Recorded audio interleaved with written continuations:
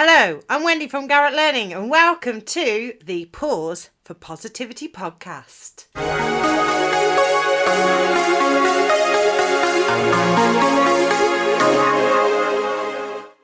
Hi, Helen. Thank you for joining us today on the podcast.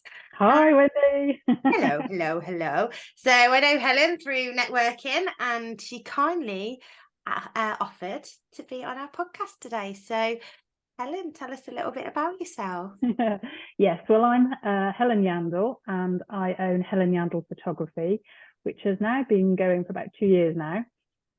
So I specialise in, I call it getting your business visible. So that includes headshots, it includes brand photography, interiors, food products, and it's very much about how I see that people connect through your businesses, and we all hopefully want to buy from small local businesses, and the way you want to do that is to see who owns it and what they do. So it's, as I say, very much about being visible in your business and showing your face, which sometimes is a bit scary, isn't it? It is, but I like your message in there about buying from small businesses, buying local, which is a good thing to do, isn't it? Yeah, I'm passionate about that because I have had my own high street shop at one point, so I know how difficult it is as a business owner, in that sort of bricks and mortar shop sort of environment. But yeah, definitely through lockdown and out of lockdown, I think that was the main thing, that we could get things delivered the next day from Amazon, but buying local is really sort of keeping it in the community and supporting businesses, and rather than feeding someone else's pocket and making someone else, it comes back into our community, doesn't it? It sure does, and you never know. It's about making connections, and they might utilise your services or share information with others. So yeah, connection with people too. All right then. So the podcast is about learning. What have we learned? Positivity. So have you got anything that links in something that you've learned in life that's had a positive impact on you? Yes, I mean, I always say that I am always learning. Whether it's photography wise, my skills, but also as a business owner, you've got so many sort of other different hats that make up running a business. But personally, I think this is what I feel, that when you've almost like got to think about your ego. And when I say ego, I'm talking about that thing in your shoulder that's maybe stopping you doing things. Okay. So ego, not as in, how you come across, but really things that are like stopping you taking action and doing things in your business and in life. So if you can turn you can name it, you can turn the lizard on your shoulder into something nice and make sure that they're always talking positively at you, I think that really sort of helps with your mindset. A lot of things we do are to do with our mind and how we think about things rather than sort of physical things.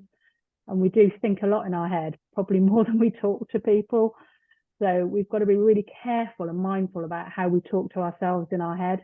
I think from like a photography point of view, I do talk about how people don't want to show their face on their images. We look at ourselves in the mirror and we'll always look at the negative, whereas actually let's try and look at the positives and talk to ourselves like we would a best friend, with kindness and love, as I call it. Yeah, definitely. Very important. Yeah, that's self-care piece, self-love, compassion. Yeah. And it's something we have to keep doing. It's not something that and we can slip at it. So it's not something that we can just go, right, I'm not going to talk to myself in a harsh way anymore, or berate myself about not doing anything and thinking of all the things that I'm not any good at. I think if we start to really sort of train our brain to think, no, I am good at this. These are the really good things that my qualities, then we will actually excel, with whatever we're doing. That's in personal as well as business. So a lot of it has to do with our brain. Can you tell that I've been reading a lot of sort of self-help books recently? So what is that what's been that change for you then, to kind of get interested in this and to make yourself aware? What's brought that on? You're happy to share?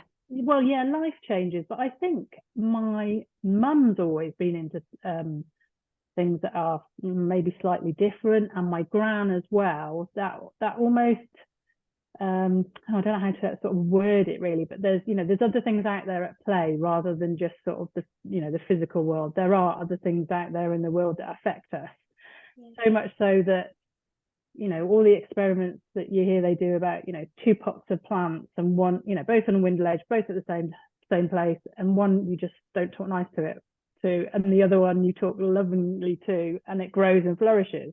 All those sort of synergies about how things work, and I think there are things that we really don't know about, and I've always been interested in that quite a bit. So in lockdown I did do quite a bit of research, and that's kind of what kept me going through lockdown, is finding out about things like that and reading things and listening to things, and then once you kind of know it and you're interested in it, then you keep picking stuff up, I think, and it's all interlinked, definitely. Yeah. Great. Thank you. Oh, well, that's really insightful.